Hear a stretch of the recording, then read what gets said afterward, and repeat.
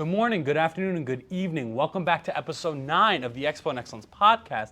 Here at the Food Education Fund in Hell's Kitchen, New York City, we are on site with the Director of Culinary Programs at Food Education Fund, Kat Taveras, Chef Kat Taveras. It's a pleasure to have you on today. Likewise, thank you so much. Yeah, so I just want to jump right into it. So, to clarify, you're also a Monroe alumni as well, so it's fantastic to have you on the podcast. But even rewinding before that, you went to Frankfurt High School in Philadelphia, which I know is a tough high school to get through, and then you did the CCAP program as well there.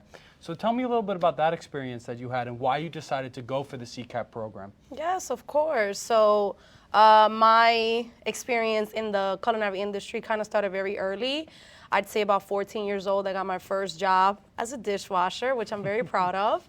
And from there, it really grew my love for working in food, and we had a very small kind of elective-based program out of my high school, Frankfurt, with the renowned and known Wilma Stephenson, who is very, very tough. Yeah, I was going to ask you about her. Yeah, and Frankfurt is, in a predominantly poor community, a very urban community in a rough area of Philadelphia.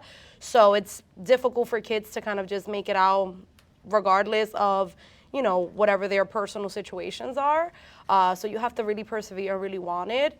And, through working with Wilma and being in that culinary elective program came the opportunity to work with CCAB, which I was very interested in. It was just an opportunity to do some extracurricular stuff.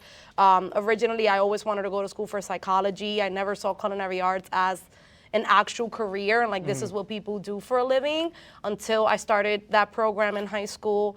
And I worked with CCAP since I was in the 10th grade, which is when I met Dean Constantino up at Monroe. And from there, I kind of knew that that's where I wanted my life to go and the school that I wanted to attend. So I worked with CCAP my 10th grade year, just doing a lot of volunteer stuff. 11th grade, I did the preliminary competition.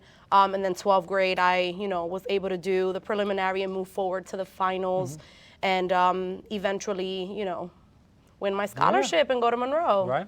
You actually, so not only, especially coming from the place that you did, not only declared yourself for something like a CCAP program, which is something that people really only do when they're really trying to go after some sort of career, right? Because it's extra, right? But on top of that, you even declared to Dean Constantino when you were in your 11th grade that you were like, no matter what, I'm going to win the CCAP preliminary next year, and you did. What do you attest to that, kind of perseverance, especially with how you grew up? How do you feel like you got to that place where you were able to do something like that from your upbringing? Well, to be very, very honest, I come from a very small family, single mom, and not just single, but the greatest mom, who also always instilled in me to fight for what you want with very limited resources. So we didn't really have much growing up. It was very limited. I grew up, I never knew I was poor until I was older, and I was like, oh, actually, we weren't really that wealthy. So my mom always told me, whatever you want to do, you should push to do, but you got to figure out how you're going to get the money to do it, because we just didn't have it.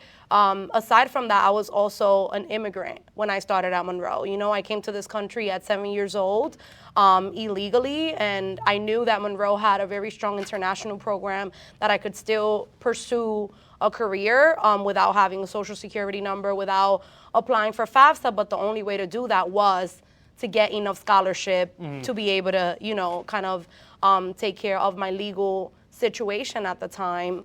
And that was it. That was my only option. There are no other options. It's not like I have all of these other options and all of this other money. I couldn't apply for financial aid. I didn't have a social security number. I was very limited. And the dean was able to offer me an opportunity in Mark Jerome. And it was like, that's my option. So I have to figure out a way to make it happen. And when I met the dean in 10th grade, I kind of told him, what I wanted to do. And I was fairly young. So I can assume, kids that young tell him what they want to do, and but you did it. Yeah, that's and an incredible thing. I remember him telling me, if that's what you want to do, start a portfolio. And I went back and I went to work and I took pictures of everything that I did. I was very pastry heavy at the time, but my heart has always been in savory foods. I'm just pastry is what I'm good at, but it's not what I ever wanted to do for a living. But I started to take pictures of all the pastry stuff that I did whenever I had opportunities to do savory stuff and create like a little portfolio that I then went back and showed to the dean. And, you know, I remember showing it to him and him telling me, like, if this is what you want to do, I will pursue this dream with you. And then when he saw me at the preliminary competition for CCAP, he told me, I will see you in September. So, you know, that was kind of like, that was my option. That's what I needed to do, what I had to do, because my options were very limited. That's awesome. So when you got to Monroe, not only were you a student that came in with a high scholarship, but you also decided to join the culinary team. And not only join the culinary team, you became captain of the 2013 and 2014 teams. How did you get to become captain, and why did you decide to join the competition team in the first place? Well, competitions till this day are, like, even in my job, I've brought in the competition kind of perspective, because that's my favorite part of this industry. The adrenaline is like riding a motorcycle at a high speed, of competing and being in a space where you're your own competition, especially when you're competing for medals. There's not a limited amount of gold or a limited amount of silver. It's really wherever you land yourself. Yeah. And it could be all golds, it could be all silvers, all bronze. So Competing against yourself. yeah, so I really, really enjoyed that component a lot. And I knew that I wanted to go to a school that focused on competitions. There's a bunch of culinary schools. Maybe they don't compete as much now, but they did more so back then. But still, Monroe was really pushing to have, you know, competitions be at the forefront of their culinary program. It was a very, very small, we were like a very small school in New Rochelle that nobody really knew about. We were nobody's competition because we were like, you know, a few kids. And it was bigger than me to not only go to that school, but also push that school to the next level. Yeah. And I understood the dean's vision, and it wasn't just like, I'm the dean of this school. It was like, I want to take this somewhere beyond, you know, these other very big universities and institutions. So doing that was essentially, you know, what pushed me to be in the team. I wanted to compete. Being in a competition team is always going to push your skills and your asset in this industry much further than what you're learning in culinary classrooms. Yeah, 100%. So I was like, I want to learn as much as I can, and doing competitions was my way into doing that.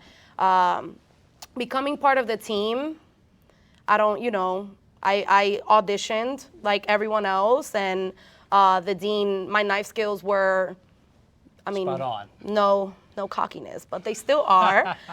Very, very good. I take a lot of pride in my knife skills. Someone at some point when I was about 15 years old told me nobody really looks at knife skills, and, you know, unless you're like working for like a Scoffier French restaurant, like nobody really like looks insanely, but that will be your golden ticket to making it far in this industry, because although nobody's assessing that, when you take a plate and you have those perfect dices and those perfect, like, I'm not looking for it, but if it's there, I'm gonna notice it.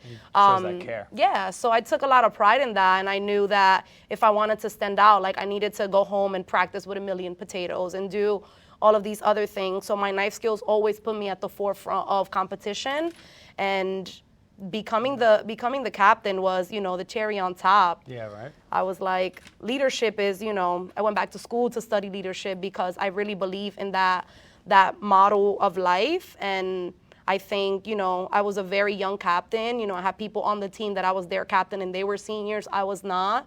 And I think that just speaks to like my perseverance and leadership style, you know? Yeah, that's awesome.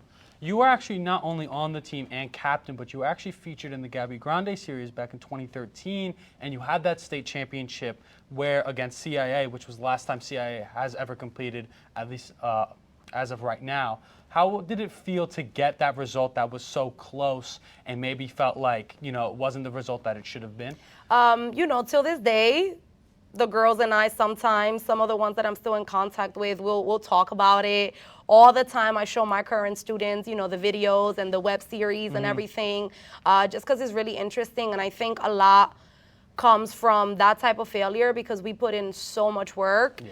And, you know, I know that the team is in a very different space right now, and they also put in a lot of work. But the work that we put in is very different because it wasn't just about winning. It was about putting ourselves on the map. So although we lost, we did put Monroe, you know, the culinary program at Monroe College on the map. And, so much has come from that. I think that was really the goal, and obviously we were heartbroken and we were crying and we were very emotional because we knew that it was not the result that maybe we agreed with. And validation to that was really having some of the judges of that competition come up to us and tell us, like, what you girls, because it was an all girls team, like what you girls did here today is like way bigger than what you think. And that already let us know that sometimes in this industry, more so than in other industries that I've interacted with, there's a lot of politics. There's a lot of, 100%. back end stuff that people may not be aware of. So we're talking about the CIA, right? A giant institution. And I send my kids to the CIA now. Like the CIA is a great school. This is not about them. It could have been John. It could have been anyone. But every school at the time was bigger than Monroe College. So for Monroe to come and sweep such a big school was probably not going to be attainable, regardless of the facts, especially at that time. To lose to them by a little over a quarter of a point is a championship in my book. And 100%. I took that, and I took that away, and we did everything the way that we wanted to do it. And if we go back to that year and we're back in that kitchen, we would do it the same way. Yeah, and like that really was the turning point in Monroe's history. We have 2 national championships now that had to have happened in order to get to the place, and it still took a couple of years after that. But your team, especially you being captain, that contributed, that was paramount to our success in the future. But how do you look back? I mean, now, I don't want to go too far ahead, but you're sending students to Monroe now. You're a huge Monroe advocate. You send people to Cornelius to New York. How does it feel sometimes looking back as like, I was the captain, and not only that, I was in this major turning point, and now I'm sending students. Do you get like does it have instill some kind of feeling, some type of way? Of course. It's a full circle 360 moment for me every single year when it comes time to like recruit students, not just from Monroe, but for whatever they want to pursue. Like my job as an educator, and my first title ever is as a chef, is to make sure that if students want to pursue a culinary career, that they are going to the place that is right for them. I'm a big Monroe advocate. I have all 3 of my degrees and many, many accolades from Monroe. I still work very closely, not just with Dean Constantino, but also with their administrative staff. I work with Mark. We text all the time and collaborate on different things. And that's because I believe in the Monroe message. I believe in the way that they do things and the advocacy that they provide for their students. I work with, primarily students that identify as BIPOC. I work with students that come from all different 5 boroughs, and about 85% of them are under the poverty line.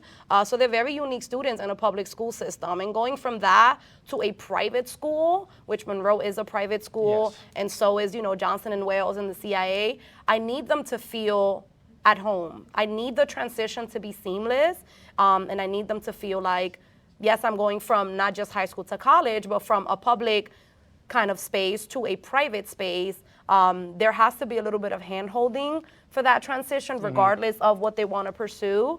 The culinary industry is very, very, very tough, and it is, a male-dominated industry.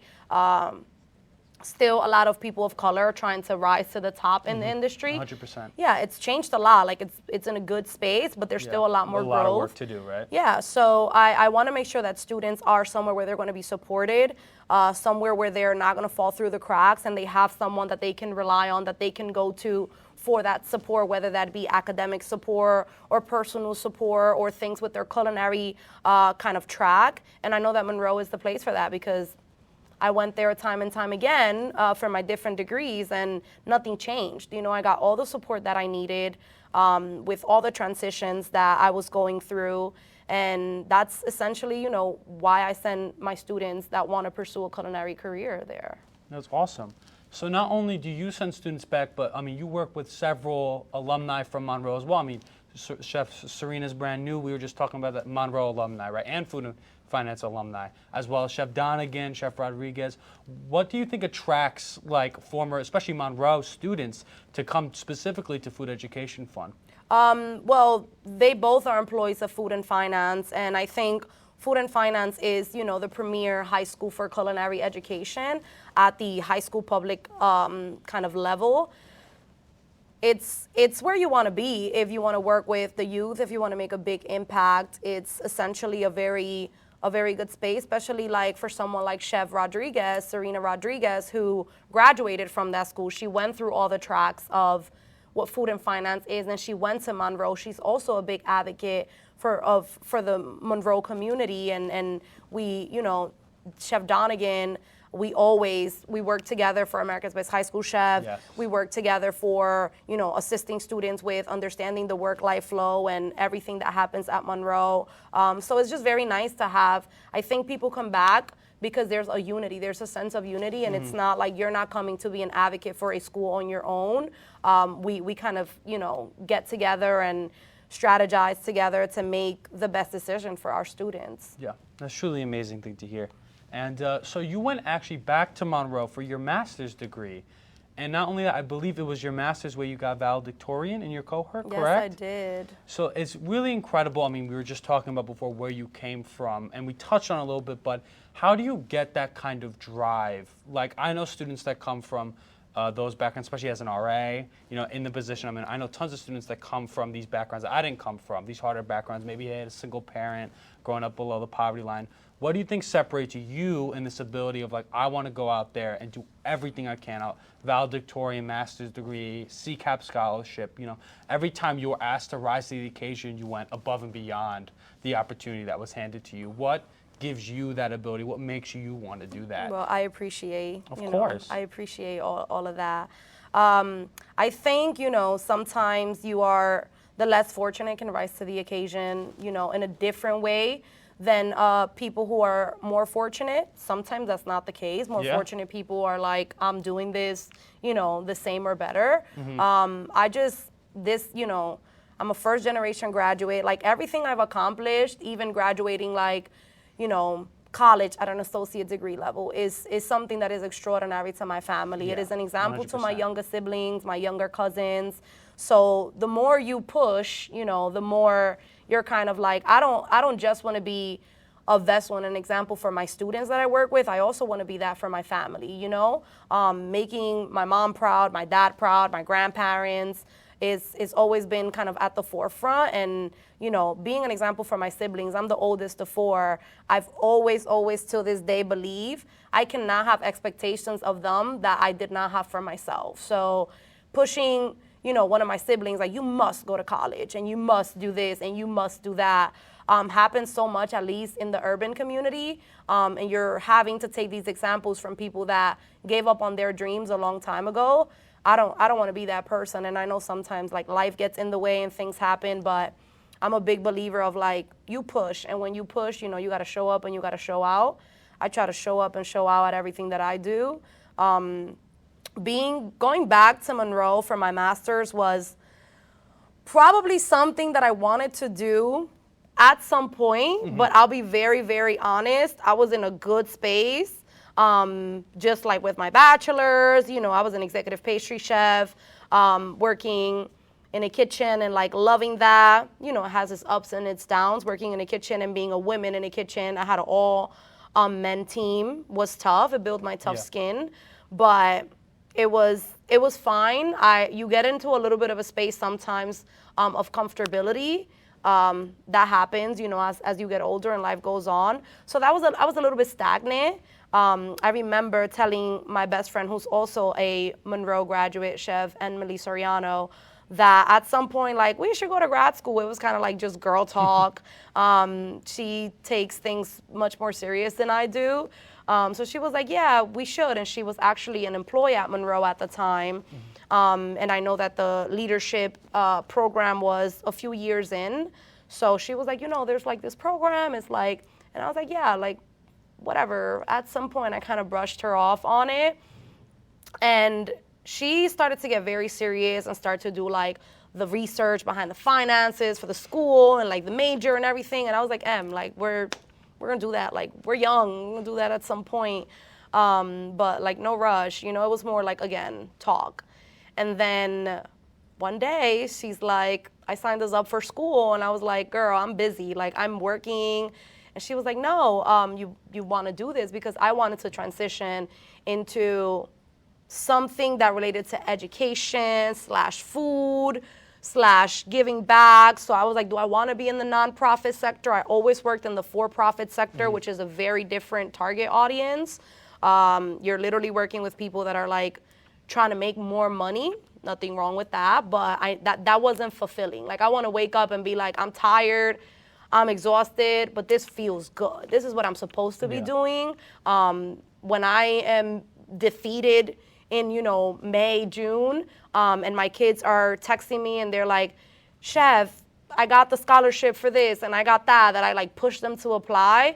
And I am, that's my reward. Like, you can't feel defeated when you are making an impact to kids that would not have those opportunities unless you were there to walk them through it. So I was like, whatever, we'll go to grad school. And she like literally just signed us up. She was like, we're going, and like she signed us up. And I was like, wow, like I wasn't ready for this right now. It was a little late to kind of pull back. And then once the dean like saw my name, there was no way that I was gonna be like, I'm dropping that thing. So he definitely was very excited, sent me a message as soon as he saw that I like signed up for the program. And then next thing you know, now I'm there. Now I got to show up and show out. And, it was a little bit of a battle for the valedictorian position. But I actually was connected through the kind of grad program with the cohort that was graduating before us. In that cohort was Chef Ebo, who used to be one of my former chefs, and he was kind of graduating as I was starting. And I remember him coming to me at like this intro meeting kind of dinner thing that we had. And he was like, Kat, you could really like, he was graduating valedictorian of his cohort. So he was like, Kat, you could really like, he's like, out of this group, I really see like you being valedictorian. And it wasn't even on my radar. I was like, Ebo, I'm not even worried about that. Like, I'm trying to graduate and like, just keep it pushing. And he was like, no, I really think like you could. And he gave me a little bit of a heads up of like the classes I would take, which professors were gonna, give me a run for my money, and, where I could kind of really, really need to invest my energy. And I took that, and it kind of like, he planted this seed in my head, and I was like, you know what, like, Ebo is, he's a mentor. I was like, if you see that in me, like, I gotta try. Right. And then I tried, and honestly, it was like second to last semester when I was like, let's check in on these grades. How you guys doing with like my cohort? And they were like, I'm here, I'm there. And I was like, wow, I've been getting straight A's, y'all. I got a 4.0. Like, I might really be doing this.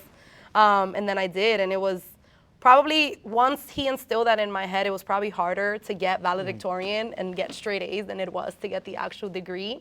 But again, you got to show up and show out.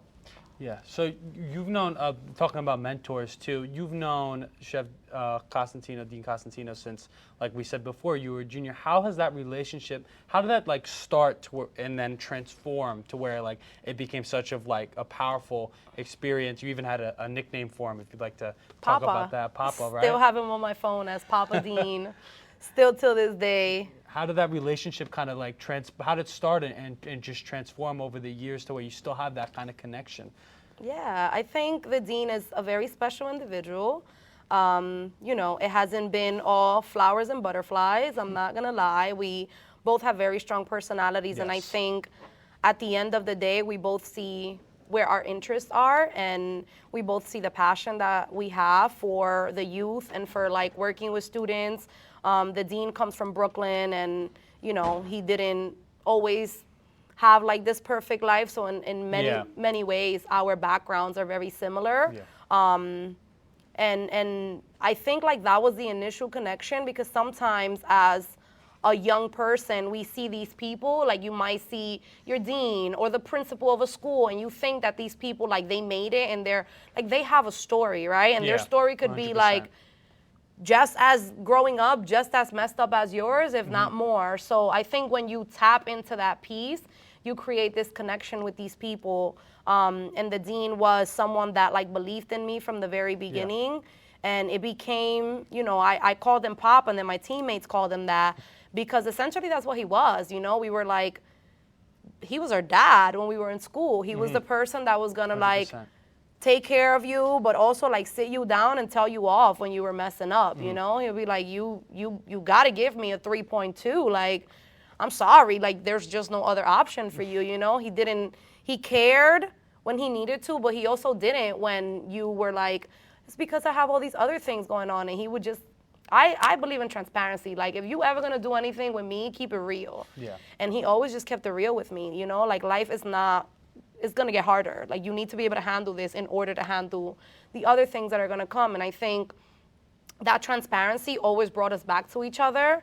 You know, there's moments where we have hard conversations, and there's been moments when him working with prior students of mine that are then his students, there's been some discrepancies in some things, and we have to like check each other. But I think that's part of the experience, right? Like, it's 100%. Not a relationship is not supposed to be monotone and perfect. Like, I want that. Check me, let me check you. Yeah. If you don't agree with something, 100%. let me know.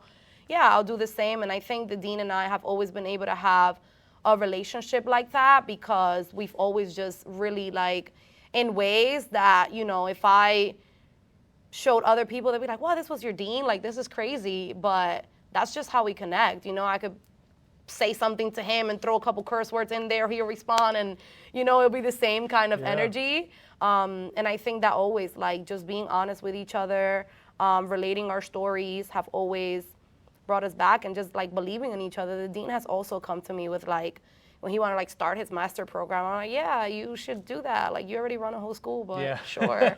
You know, and I've come to him with, like, I want to be this. And we've always just, like, supported. Yeah, backing each other up, and that's an amazing thing to have. So him being that mentor for you, it's amazing to see how you have transformed into this amazing mentor for your students, and then sending them to him. And I'm even seeing that firsthand with the students that come in.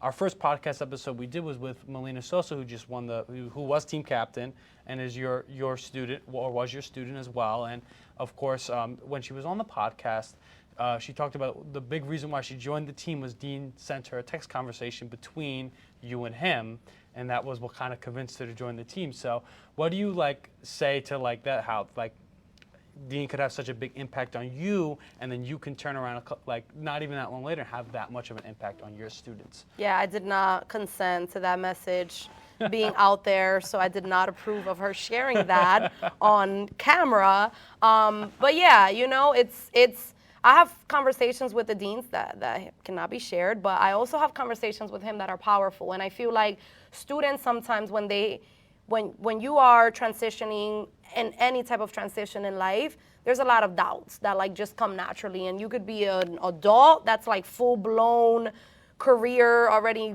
did a lot of things, or you can be like 15 years old. You're gonna have doubts. There's gonna be a lot of things that happen. And if I need to send you a conversation to say, someone else believes in you, you know, like someone powerful that can really make things happen for you believes in you. There's no excuse to you not believing in yourself. I am very, very, very clear with my students, very, very tough. Like, you can go to culinary school, and then like I went to culinary school and I always wanted to be a chef. Like, this is what I'm gonna do forever. You know, when I was in high school, I decided that, and I was like, this is gonna be my thing for life. And at some point I was like, this is great and I love it, but this is not filling my heart, right? Yeah. Because you're working for people that want you to like create a menu that we can upcharge to a bunch of money. And I'm like, the type of people I want to serve can't even come to this restaurant. It's fun, but not fulfilling. Yeah. Would that be the Yeah, so it's not purposeful. So I want to make sure that students understand that, and when I speak to the dean, sometimes again we're very, very honest with each other, and we talk about the potential and the things that we see in certain students. You know, we're like, this kid is going to be on TV because of their personality, or like this kid is going to be a food writer because that's just how they identify best with food through writing, or you know, there's always kids that are like very artistic and can do a lot of photography and a lot of different things. So we don't try to put them in a box, but we do have these conversations so that we can create pathways to really cater to whatever it is that they want to do. And being that vessel for my students is essentially why I made the transition from a kitchen to a much more office kind of job, because that's, to make impact, sometimes you got to get uncomfortable too. And I'm very comfortable in the kitchen. A chef jacket is my favorite outfit. I could throw that on and, you know, go against the best of the best very confidently, win or lose, and just have a good time. But I had to get a little uncomfortable in order to really make the impact that I knew I wanted to make. Yeah, I talk about it all the time. The need to be uncomfortable in order to grow. If you're comfortable, you're not going to grow. Absolutely. I talk about that. I say that to students all the time. But another thing, this is interesting. Coming out of COVID, especially during the time, our industry was like the one that was hit so badly because it's like no one's traveling, no one's going out to eat, right?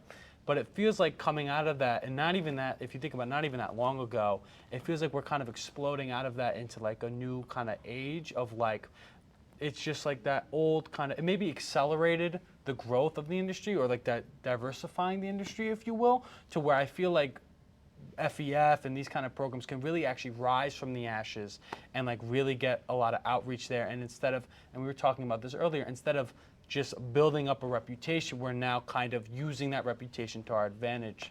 Is that something you share like a sentiment with? Of course, absolutely. I think, in many ways, COVID was very detrimental to our industry. It killed a lot of restaurants that like in my community that I grew up with and that I got inspired by, these like very old restaurants that have been kind of passed down generations, that really, the food there really fills your heart. It was heartbreaking to see a lot of food operations kind of close down, and hotels and hospitality operations, all throughout the city. But I think in many ways, COVID was a blessing in disguise. The reason why I say that is because, for an example, for us at FEF, we run an internship program where 150 partners are part of it. That's a giant number in New York City, but those are mostly restaurants, right? And we experienced a time during COVID where a lot of students were really thinking about the industry, and they were like, wait, is this what I want to go into? Given that like a pandemic happened, which honestly was like not expected ever, at least to me. Yeah. I was like, whoa, what's going on? And like I tell my kids, you enter this industry because people might not be able to go shopping one day. They might not be able to do their hair. They're always gonna eat. Like you gotta eat. You know what I mean?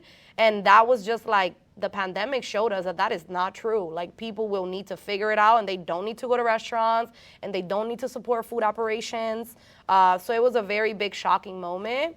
But we learned about so many other sectors of the industry during COVID.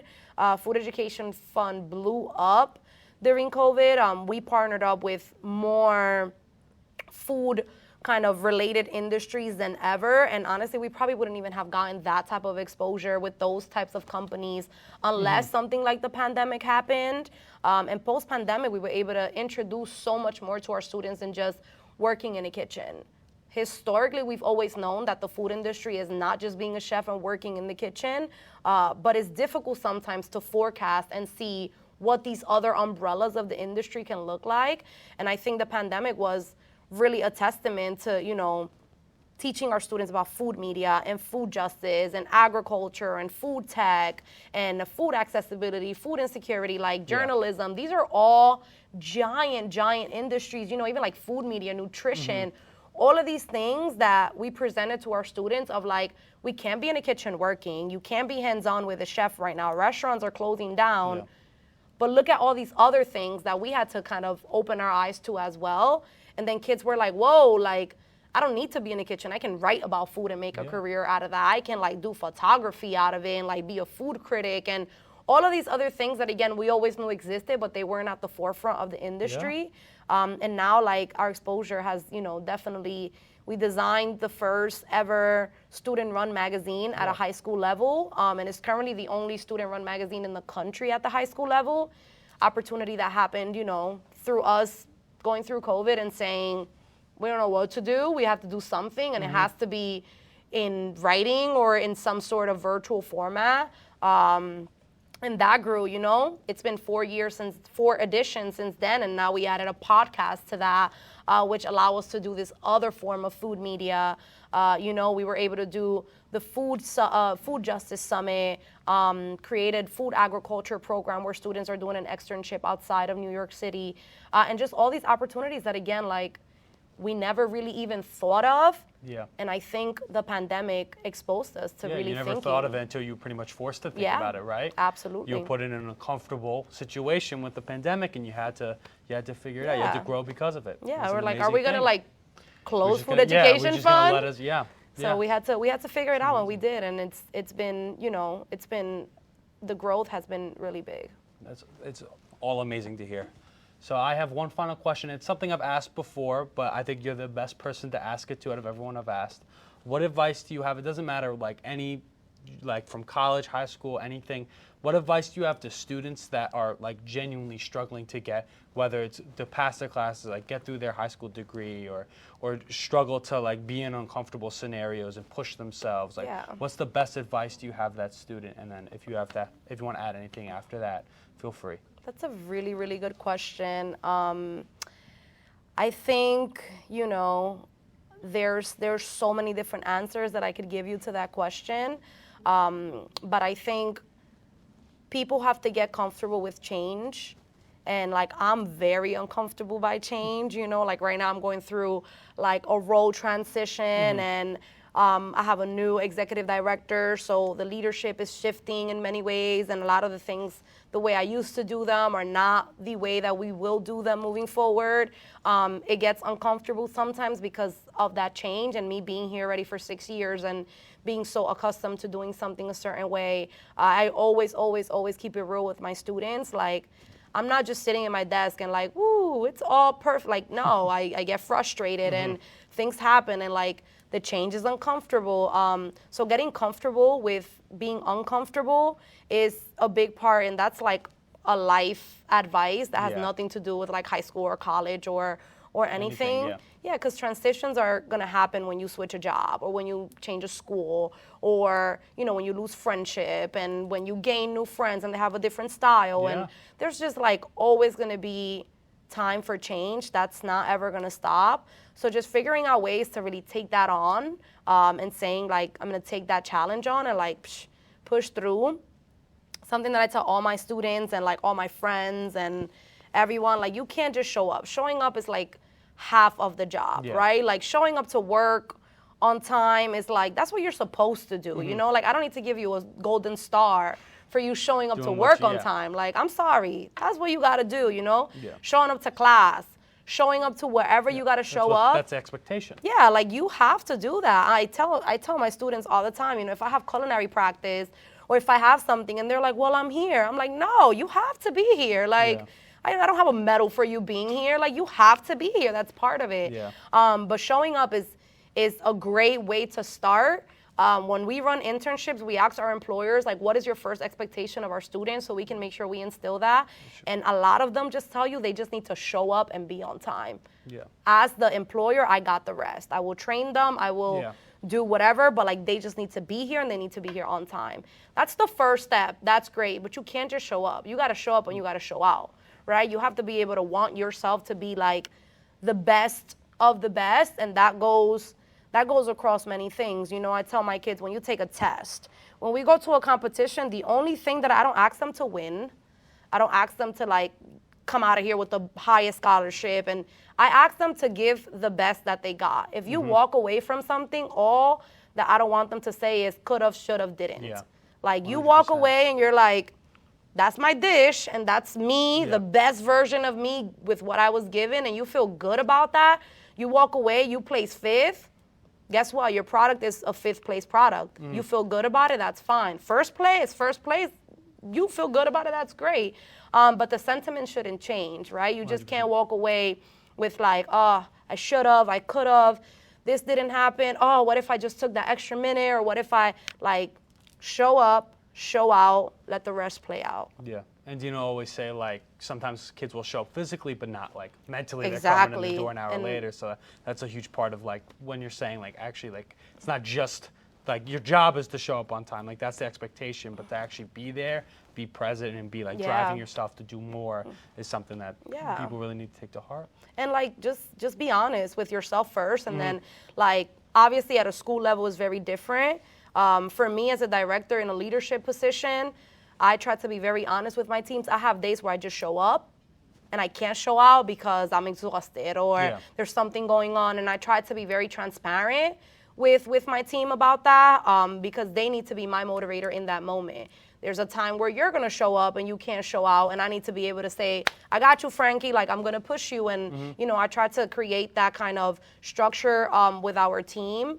But with the students, that's something like I just live by that. When I get home, I can't just like show up for my partner. Like I gotta show up, show out. Like how was work? How, you know what I mean?